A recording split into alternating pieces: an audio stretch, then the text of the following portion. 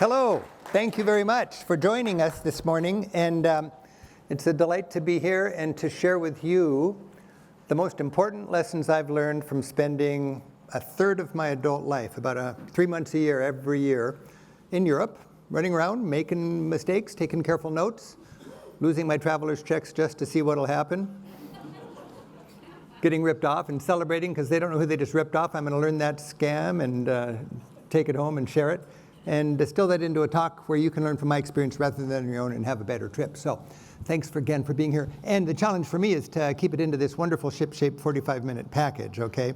So I'm just going to ask you to raise your travel dreams to their upright and locked positions. And let me share with you my philosophy about European travel. It's for me, every time I go to Europe, I never get tired of it. That's the exciting thing for me. Europe is my beat. I see it as the wading pool for world exploration. My favorite country would be India or Indonesia or Japan. But what I dedicate my work to is teaching Americans how to enjoy Europe as a starting point and using that as a springboard. I work with 100 people in Seattle. Our mission is to equip and inspire Americans to venture beyond Orlando. Okay? Nothing wrong with Orlando, but go there 3 or 4 times and check out Vegas, and then maybe you could go to some place where you get a little culture shock. And culture shock is a good thing. It's not something to be avoided. It's the growing pains of a broadening perspective. It just needs to be curated. So that's what I do. And tomorrow I'm going to talk about the political end of that in my talk called Travel as a Political Act. But right now I'm just going to talk about the basic philosophy of traveling. And again, I've been doing it ever since I was this kid. And I used to travel purely for kicks, but now I travel with my teaching in mind. And I've got literally 100 hours of lectures, me standing on a stage, talking about all of these topics for free on my website. So I won't try to really talk fast and talk about how to pack light. I'll just talk about the importance of packing light briefly today. And I'll look forward afterwards to dropping by the bookshop. And I dropped by there earlier today, and just a quick rundown, they've got the new edition of my Europe Through the Back Door book. That's the How to Travel book. That's the 40th edition. They've got a pile of these For the Love of Europe books, which is my favorite 100 articles I've ever written, highlighting my favorite experiences. Yesterday, we released my newest book on the hippie trail, which is a 60,000-word journal I wrote 2 years before I ever realized I was going to be a travel teacher. I was a piano teacher then. But this is my 1978 hippie trip, back when the Beatles were going to see the Maharishi. What all the kids were doing was going to Istanbul to Kathmandu. And I happened to document it. I didn't even know I had the journal hardly until I had some downtime during COVID. And I found the hardback journal. And I thought, man, this is worth writing about. So we've got that there. And then for tomorrow's talk, it's Travel as a Political Act. So I understand there's no questions in this venue today, so I'm just going to talk right up to the end. And if you'd like to have a question or whatever, I'll be in the autograph area and be happy to sign a book and chat a little bit. But the whole philosophy is not to go to places that are highly advertised and deal with the crowds. There are what I call back doors. A back door is, you've got to earn it. You've got to climb up that donkey path, right? There's no easy way up there. There's no nice hotels up there. There's just hardcore, honest Europe. And whether it's some little hill town keeping its head above the 21st century or some little port on the Riviera that somehow missed the modern boat, these places exist today. And it's our challenge in our travels, and we Americans have the shortest vacations in the rich world, so we need to use our time smartly. When I started traveling, it was Arthur Fromer's Europe on $5 a day, taking care of your money. I wrote a book called Europe in 22 Days, how to take care of your time. That's a limited resource that has to be respected, and you can find places like this. That's what is very rewarding to me. Now, as tourists, we've got money and they want it. And you got to remember, you're a consumer, and things are advertised. When you travel, people spend money to bring ideas to you, so you'll give them their money. If you're in Amsterdam, if you've been in Amsterdam, you've walked down the main drag, Damrak. And right there, between the Hard Rock Cafe and Hooters, there's what looks like a friendly tourist information office, but it's not. It's a box office selling commercial gimmicks that have nothing to do with culture. And the average numbskull traveler without a guidebook says, hey, darling, look it, here's what we're going to do, and they're all on sale today. We can spend our one day in our life in Amsterdam going to Madame Tussauds, the Body Works, the Ice Bar, the Torture Dungeon, and the Heineken beer experience. Well, good for you.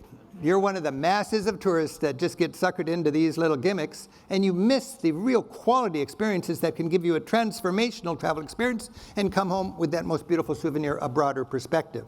So the stakes are high, and it's in your court. And there's one guidebook that outsells my Rick Steves Guide to Italy, and it is the Guide to Disney World. That's a big market. That's La La Land. I'm reality travel. Okay, so if you want La La Land, there's plenty of that for you. You hardly need a guidebook. But if you want reality travel, that's what keeps me going back, and it's not sold here. When you are traveling, we want to go to the famous places. They're going to be crowded. We think of ways to enjoy them without the crowds. We don't not go to Rothenburg in Germany because it's crowded. It's the best medieval town in Germany. It was more important than Frankfurt back in the day.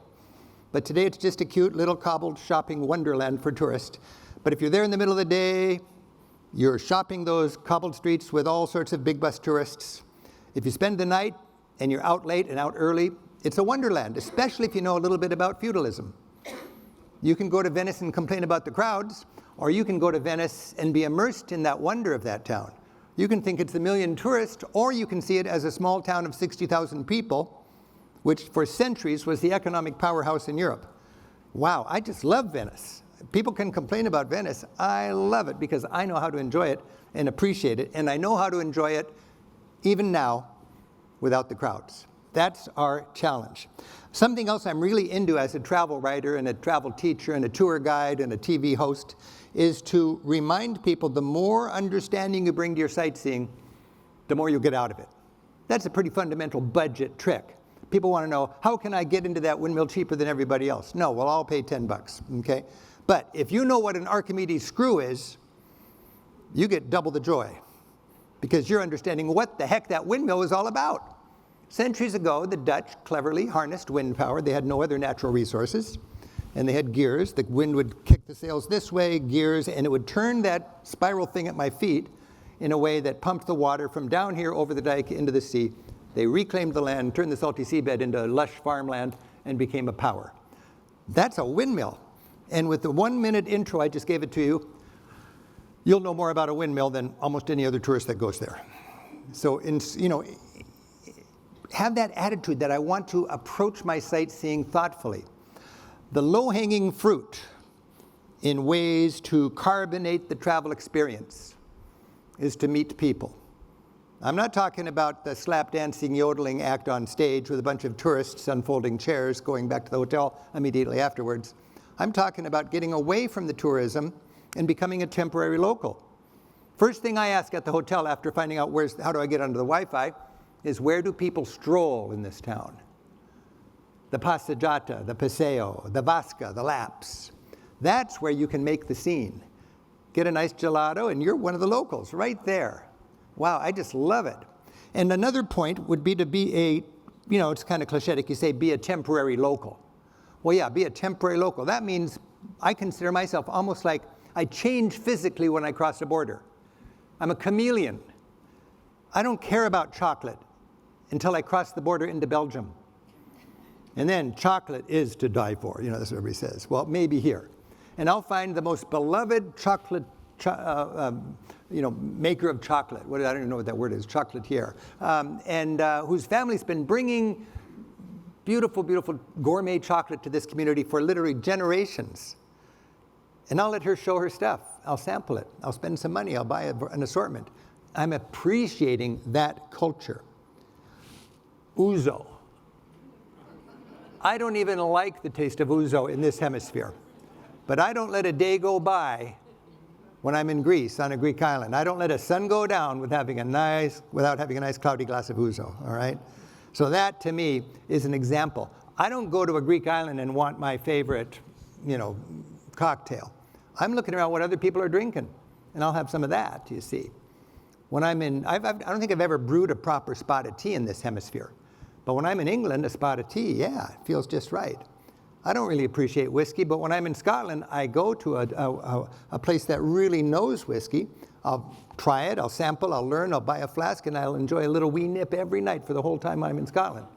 To me, that's the mark of a good traveler, and it makes a huge difference in your travels.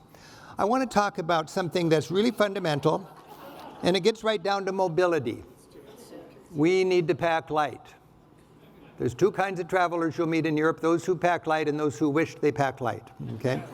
Think about it, you'll never meet anybody who after 5 trips brags, every year I pack heavier. With experience, you get serious about packing light. You don't have a pack horse. If you do, you're abusing your spouse. You got to get up that donkey path. Now, I know some people aren't mobile very well and they couldn't take their bags up there, but get in shape the best you can, pack as light as you can, because you need to be able to be mobile. This is what I pack. I take 30,000 people a year on Rick Steves tours with my 100 guides all around Europe, every year, 30,000. This looks like one of our tour reunion parties right here. It's people just like all of you. Nobody is allowed to take any more on this tour than what they can carry onto the airplane, 9 by 22 by 14 inches. It's a good way to shape the clientele. For a lot of people, that's a radical concept. What? 9 by 22 by 14? That was my cosmetics kit. No, that's it. And it's a blessing when you figure that out. If I had Sherpas, I'd set them free. I'm traveling around the United States this week. I'm going to 10 cities in the next couple of weeks. Airplane, airplane, airplane. I don't even know what it's like to check a bag. It's just not in my vocabulary, okay? Now, there's all sorts of excuses people have, but there are no excuses. Man, woman, winter, summer, rich, poor, north, south, 2 weeks, 2 months. It doesn't matter a bit. You pack light, you're mobile, you can carry your bag. Now, you don't need to carry it on your bag your back like I do, but that's just what I've got on my road trip when I'm working around the United States, or whether I'm making a TV show in Europe, writing a guidebook, or on vacation. A big bag, I like a soft one so I can stuff it up in the overhead locker with no worry about, will my hard-sided suitcase make it up there? And a little day bag. The big bag, you leave on the cruise ship, you leave in the back of your car, you leave it at the hotel, you leave it under the tour bus, and you're out and about with your little bag, okay? Exactly what we put in there, it's beyond the scope of this talk, but it's not rocket science. I've got a 1-hour talk on my website about how I pack. I don't have much credibility among women, so most of my staff is women. They all pack just as light as I do. So Joan, who's a great traveler, has a 1-hour talk about women packing light and right. And all that stuff, of course, is free. So if you want that extra information, grab it. Transportation is another fun thing about travel. You know, who was it? Robert Louis Stevenson or somebody wrote that, you know, as far as travel goes, just getting there is a lot of the fun. And I love modes of transportation. And in Europe, it's just a field day that way. You got to decide, basically, are you going to rent a car and drive, or are you going to use public transit, trains, you know? It's not a right or wrong answer. It depends on your scenario. If you're going to places like this on the Isle of Skye in Scotland, you don't want a train pass, I'll tell you that. You need your own wheels. You need the mobility that a car will give you. If you're going into the far reaches of the Highlands of Scotland, or the west coast of Ireland, or exploring the fjords, or Tuscan hill towns, it's nice to have a car. If you're going from big city to big city to big city, you don't want a car. It's a worthless, expensive headache. I love taking trains from downtown Hamburg to downtown Berlin. 2 hours, hourly departures, comfortable as can be. Cursing across the French countryside, realizing the speedometer only illuminates when it goes 300 kilometers or more an hour. They're just not very proud of it unless they're going 180 miles an hour. It's smooth, it's quiet, it's comfortable, no traffic, and bam, bam, you're there. I love traveling in Europe, whether it's driving or by train, but I want to do it in the right scenario. So if you're going big city to big city to big city, you want to go by train. Scouring the countryside, you want to go by car. If you're packing heavy, you don't want to go by train, you want to go by car. You can even rent a trailer, okay? If there's a group of you, it's expensive to have 6 people buying 6 train tickets. You get no economy of scale. But 6 people sharing a minibus is dirt cheap. So 1 or 2 go more expensive by car, cheaper by train. 3 or more, probably cheaper by car and more expensive by train. But that's just a factor. It wouldn't dictate which is best for you. Europe is investing in its infrastructure like we can hardly imagine. It's frustrating for me as a guidebook writer because every time I come back to tape my book, all the timings are wrong. People are getting into town long before I said they would. There's a new super freeway, a new bullet train, a new bridge, a new tunnel. The freeways are so good in Europe now that you almost have to make a point to get off the super freeway and smell the roses. You got to make a point not to be on the Autobahn. The super trains, it's a bullet train network now. I mean, a good example is the English Channel Tunnel. You know, you're going from Big Ben to the Eiffel Tower in I don't know, an hour or 2 hours or something like that. It's like 17 minutes under the English Channel. You can go from Madrid now all the way down to Sevilla in a couple of hours. It used to be a brutal trip. Now it's a day trip from Madrid if you like. So it empowers us to take advantage of the train system. And I want to remind you, trains are connected and coordinated. Trains and boats would be coordinated in Europe. Here in this remote town on the Norwegian fjord, there's 4 trains coming in a day and 4 boats leaving a day. All you can imagine coordinated. All over Europe. Except in Italy, where generally the train comes in just in time to see the boat pulling out. You can find that the transportation is coordinated, and that's a beautiful thing. When I was a kid, nobody spending their own money flew point to point in Europe. It was just ridiculously expensive. Now it's been deregulated, and it's a great value. These days, the train pass is not what it used to be. It's still good for some people, but it's not the obvious option if you're going by train. What I do these days is cobble it together. Train tickets here and here and here, renting a car there, flying from here to there, and I just let it all work that way. And it works very well for me, and I spend about $100 or $150 per flight within Europe. My next trip to Europe, I'm flying from Seattle to Barcelona, then I'm going to fly to Prague, I'll fly to London, and then I'll fly directly back to Seattle. Just with those all in advance, with my hotels figured out, with reading my book to see what sightseeing needs to be reserved in advance, and with hiring a private guide in each town just so I have an expert to show me around for half a day to get started. That's a great trip. That is a great trip. Public transportation in the cities empowers you. You can use Uber, you can take a taxi, obviously that kind of thing. But the local people use the public transit. Give you an idea of the economy and the ease of public transit. If you fly into Heathrow, for the cost of your taxi to take you from the airport to your hotel, you could buy a 1-week tube and bus pass that would get you from the airport to your hotel, cover all of your transportation that week, and get you back out to the airport. And if you know how to use the tube, probably get from the airport to your hotel faster by tube than by taxi. So, I mean, it involves that oomph, that confidence, that industriousness, that brain power to figure out the public transit and use it. And it's all pretty straightforward, and again, I just love it. As far as eating goes, this is a huge part of your travels, and you want to really enjoy and celebrate the cuisines from country to country, regardless of your budget. I like to find a place that is mission-driven. This woman, it's just a local favorite. It's nothing fancy about it at all. She is on this planet to do one thing, and that's cook great food in her corner of Italy. I call her Antipasta. That's my nickname for her. Now, as a tourist, how do you know where you're going to eat? Well, I would say, well, there's basic things you look for. First of all, you don't go to the high-rent square,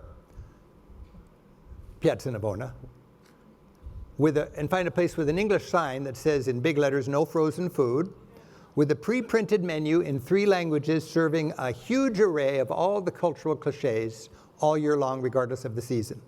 Everything is wrong about that. And if you sit down to eat there, you will not be eating with Italians. You will be eating with a staff that comes and goes. Every year, different people could hardly care. And you'll be dealing with a restaurant that assumes you're never going to come back. So they don't really care what your experience is. It's just a one-time transaction. What I would much rather do anywhere in Europe is go a few blocks away and find that low-rent street and find a no-name little hole-in-the-wall restaurant with a thriving, enthusiastic local clientele. And I'll look at the menu, and if it is small in one language and handwritten, it's perfect. It's small because they're just buying, they need to make money, but they need to offer a good price. And it's easier to sell food at a good price, good quality, and still make money if you have less variety. It's handwritten because it's shaped by what's fresh in the market this morning. And it's one language because they're targeting locals rather than tourists. It's all right. I love the notion that a good eater can go to a good restaurant and know what month it is and where they are just by looking at the menu. That's assuming it is seasonal food and it is local food. I love the notion of a 0-kilometer meal. It's a big deal in Europe. A 0-kilometer meal really means everything right there, made right there in that community. And you gotta flex with the seasons. That's just fundamental. That's just fundamental. I came out of a dorm food heritage, and for many years after I got out of college, I always just longed to go back to the dorm and have a good meal, you know? In other words, I didn't care about good food. I just wanted to fill the tank. Over the years, I've become quite focused on the joy of eating in Europe. And I think if I was to sum it up in one word, it's ingredients. Fresh ingredients, local ingredients, tasteful ingredients. And it's just, when you're in Spain, for example, life's too short to eat mediocre ham. In Spain, you want to pay double for the jamón ibérico rather than the cheaper, mediocre jamón serrano. And this, to me, oh, baby, yeah. In fact, I know I just have 45 minutes, but I just want a moment to be with my ham, excuse me.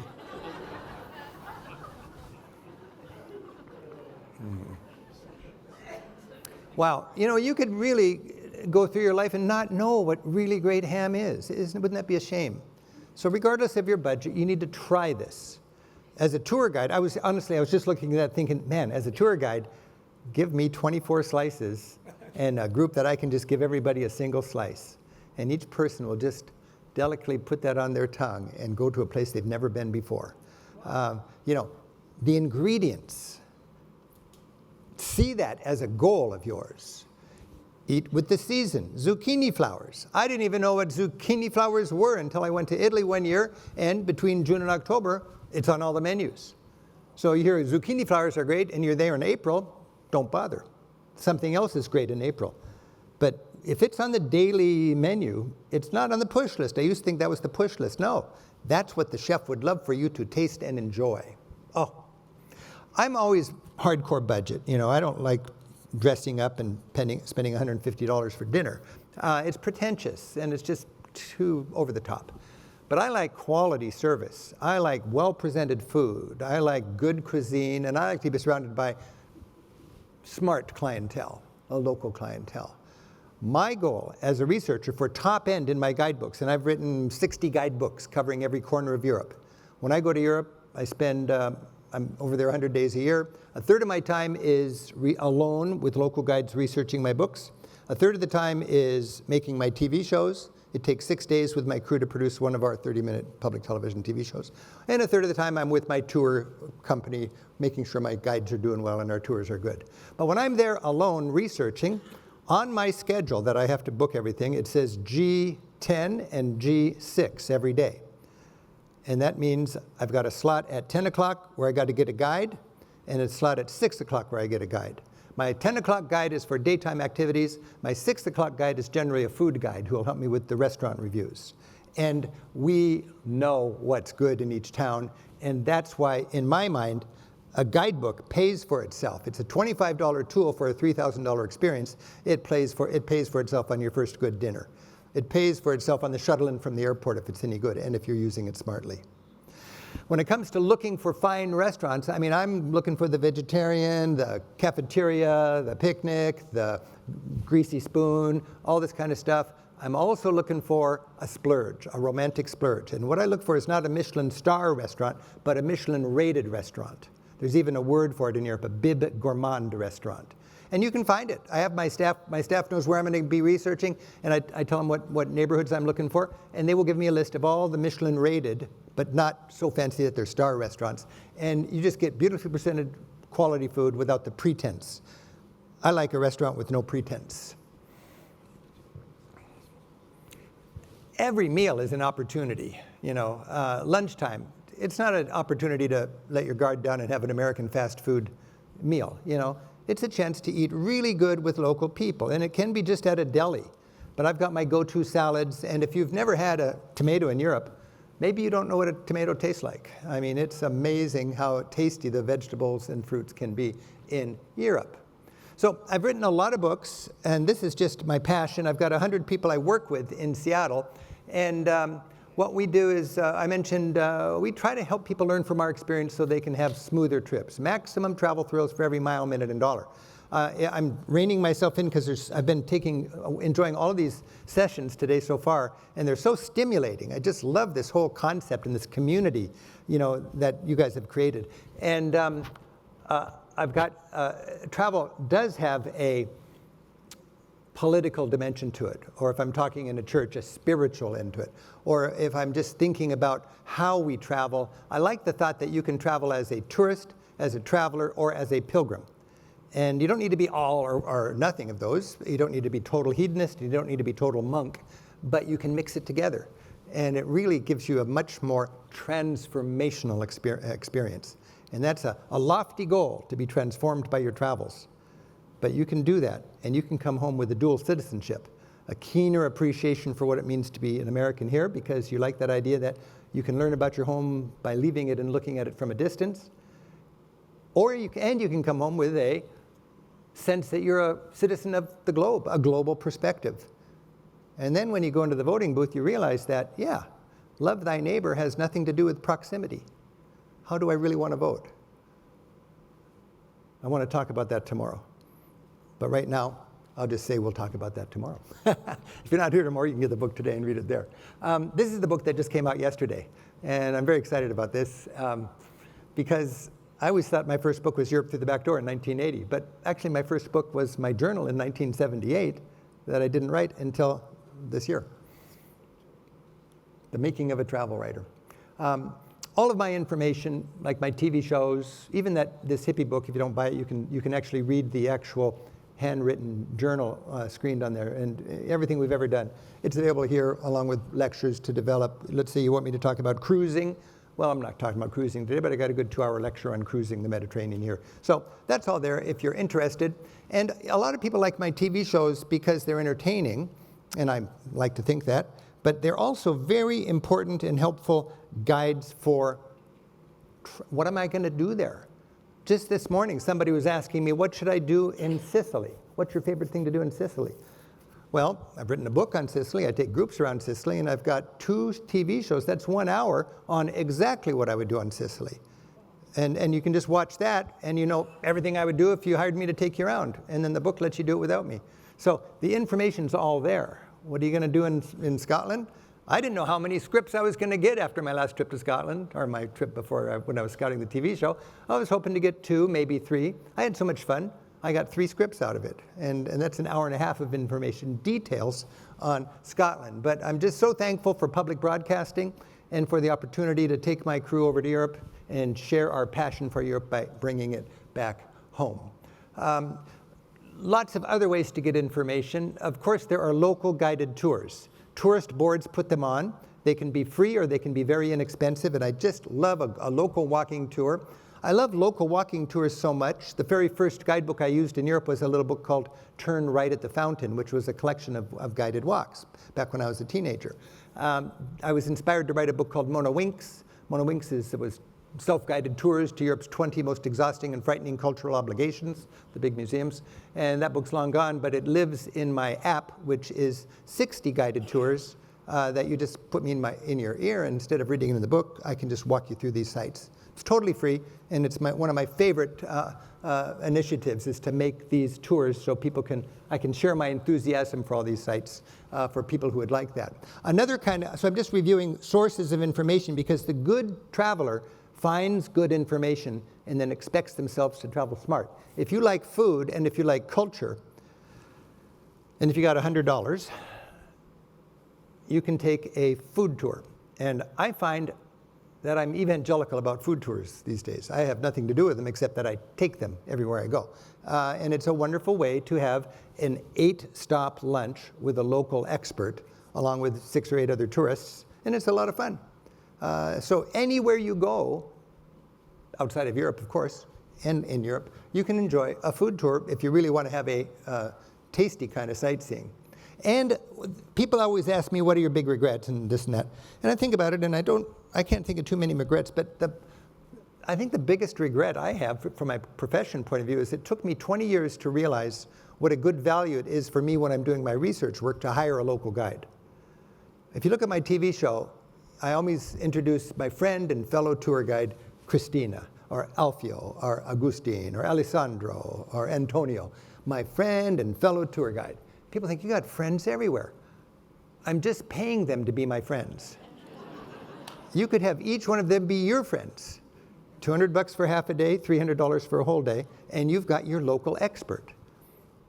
I cannot stress the luxury. I would picnic for dinner 3 nights in a row to save enough money to hire Christina to show me around for 4 hours in her town, you see. So remember that, and you can share it. If there's 4 of you, and it's a cheap excursion.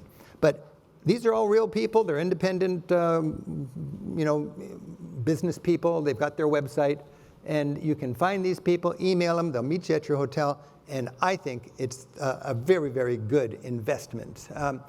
You can take a tour, a bus tour, and I won't get into the whole thing there, but I will tell you, if you're a budget traveler and you're a little nervous about doing stuff on your own and you don't fancy driving around Europe and worrying about parking, you can, if you're on a tight budget, take the cheapest big bus tour, the impossibly cheap 50 people on a 50-seat bus tour, and think of it as a bus pass that comes with good, solid American-style, forgettable hotels. Okay, you got your transportation, no stress. You've got the hotels. You choose an itinerary that you like, and then don't do anything else related to that tour. It's already cheaper than taking the train rides of that. It's cheaper to take the bus with the hotels. But you're using that as transportation and a roof over your head, and then you're an independent traveler in the context of that super cheap tour. I said impossibly cheap. They are impossibly cheap because they don't pay the tour guide. Either nothing or a token wage. And this is standard operating procedure for the budget bus tours in Europe. The tour guide earns his or her income by keeping you in the dark, selling you optional sightseeing, taking you shopping for kickbacks, and navigating for tips. And that's why I started my tour company, because I used to escort those kind of tours, and I just thought, this is wrong. Pay the tour guide up front. Have people spend an honest price for the tour, and then have the guide be on the tourist side. That's a different kind of tour company. So, and those tour companies exist. But the cheapest tour companies, they're cheap for a reason. And what you can do is freeload on them by thinking of it as transportation and a roof over your head. I mentioned I take tours. We have 40 itineraries. Each year we take 30,000 people around Europe, and I've got 100 guides in Europe that do a great job. One thing I do want to stress is that my guidebooks originated as the handbooks for the tours, and that guidebooks are an honest attempt by me to give people everything they need to know so they don't need to go on my tour. If you are a do-it-yourself type person, you grab that book and all the information is there to do that tour. Whether you're taking a tour or going on your own, thieves in Europe target Americans. You're not going to get mugged or knifed. That doesn't really happen in Europe. You're just going to get pickpocketed or purse snatched or conned if you're green. So don't be paranoid, just be on the ball. Beggars are not beggars. That's their front. They've got a beautiful child and a sad story and they just want €1. Nope. She's not holding her baby. There's a sling that's holding her baby, and her arm is down here, and it's really long. And you've lost your wallet, and you haven't lost eye contact with her yet. It's really I'm fascinated by it. I'll go on I'll look at these guys are pickpockets. Pickpockets don't dress like thieves. They dress like tourists or whatever. And they're on the bus that has the most tourists, or the trolley that has the most tourists. Bus 69 in Rome, going from the train station to the Pantheon to the Vatican. Half of all the theft among tourists in Rome happens on bus 69. You go on bus 69 as a knowledgeable local or tour guide, you know who the rip-offs are and you know who's getting ripped off. It's just sport. I've got a button on my back pocket. I've got a money belt that I tuck in like my shirt tail. And I've never used a hotel safe, but I think my valuables are much, much safer in the room than they are with me on the street. So just be on the ball, and it's a safe continent. I'm going to talk tomorrow about fear and whatever happened to Bon Voyage. But I'll just tell you right now, when people tell me have a safe trip, I'm inclined to say, you have a safe stay at home. Because where I'm going, statistically, and I know statistics are optional, but where I'm going statistically is safer than where you're staying. If you care about your family and your children, you will take them to Europe tomorrow. It's much safer. But don't be a victim of a petty purse snatching or pickpocketing. That's really important. A couple months ago, I was in Stockholm, and I decided not to look at the changing of the guard or the marching band, but to stand back and get the thieves' view, the butts of tourists. Where is an iPhone? Where is a wallet that's easy pickings? We're in there, jostling, commotion, reaching up for that view, and so is the thief who just knows who he's going to get. So a money belt's a good thing. Another point I want to stress is crowds. Europe is really crowded these days. There's more people than ever traveling, and we've got this herd mentality where we all want to go to the same place.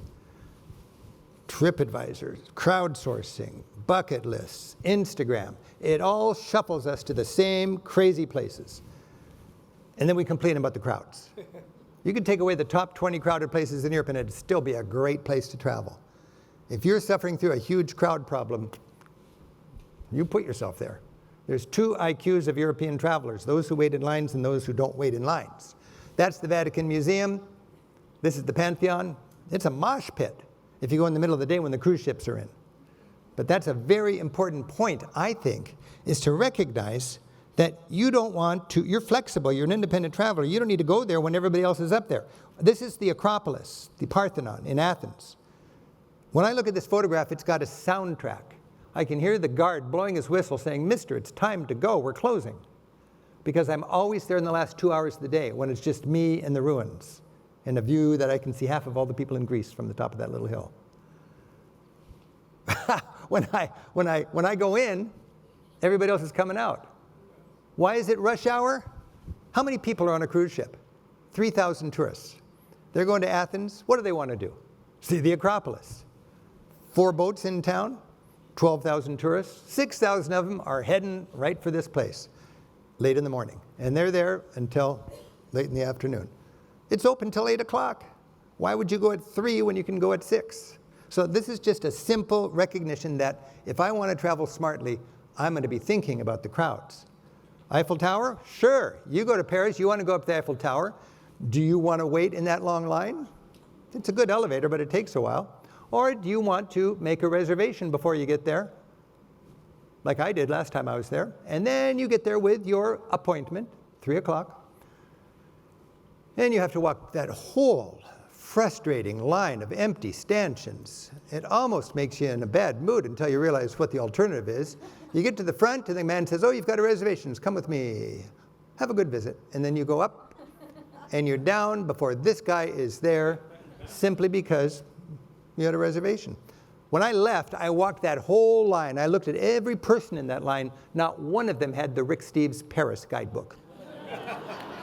It's not rocket science. You just gotta, be your own tour guide. And crowds are such a big deal these days. We've made an initiative with my company as we updated our guidebook this year, identifying places that just are not what they used to be because of the crush of crowds.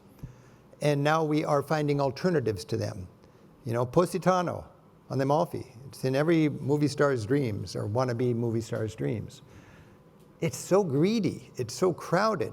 It's just so overwhelmingly touristy that I spent a couple of days on the Amalfi finding alternatives and when I found my alternatives, my niece gets all excited when I talk about alternatives to Positano. It occurred to me, this is triple the Italy for 1/3 the price. Miori and Minori instead of Positano, where everybody's being charged extra and complaining about the crowds.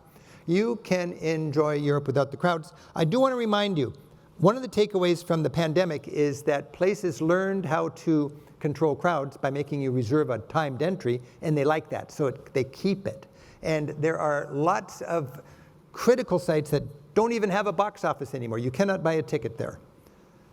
When I'm doing my update in my book, almost every chapter, it seems like, needs to have for every city has a sidebar on the front page. Amsterdam. You're going to Amsterdam? And if you want to see the big sights, you better have a reservation for Anne Frank, Van Gogh and the Rijksmuseum, and for a trendy restaurant for a good dinner downtown. Those are the 4 things you've got to have a reservation for. The good news is, everything else, wide open. You don't need a reservation. But if you got to see those places, have a reservation. Makes so much sense. My confidence in my teaching is based on people whose grandchildren said you shouldn't be doing this. Without speaking the language, without a lot of reservations, without a lot of money or language skills, they have the time of their life because they know how to travel smart. One way to travel smart is to travel in shoulder season or even off season. The most grueling thing about European travel, especially if you're an older travel, is the heat and the crowds of summer. It's packed and it is hot. I could talk for 15 minutes about examples of climate change really hitting travelers in a difficult way. I'll just tell you, we used to say shoulder season was May and September. Now it's April and October. And this is, right here is in November or February. I mean, it's deep in the winter in Italy, and I love traveling then. Bundle up. In Europe, they say there's no bad weather, just inappropriate clothing. And be an extrovert. You don't want to stand in line for the Leaning Tower necessarily. You want to meet these people. Ever since I was a kid, I've been saying you got to meet the people. If you see 4 cute guys sitting on a bench, ask them to scoot over.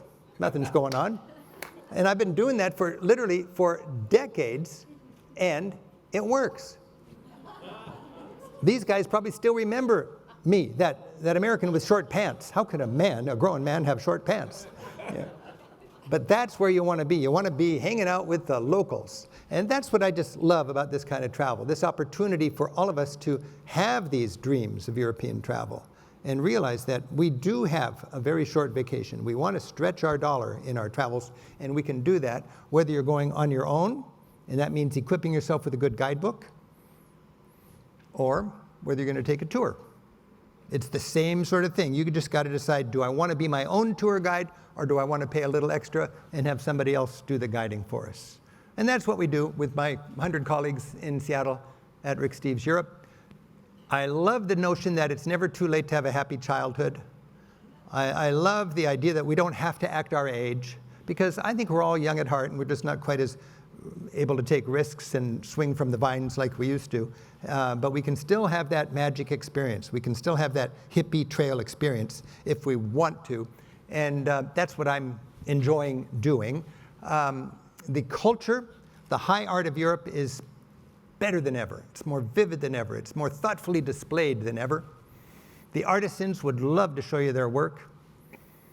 And the culture is alive and well. It's alive and well if you know where to find it. And that means finding those offbeat nooks and backdoor crannies, those places that are just going through another century and would love it if you came in. And you're coming in there not to see the tired cultural cliches on stage, but to be part of the party, to see the real thing. And it's just great news that that is available for all of us as we plan our trips.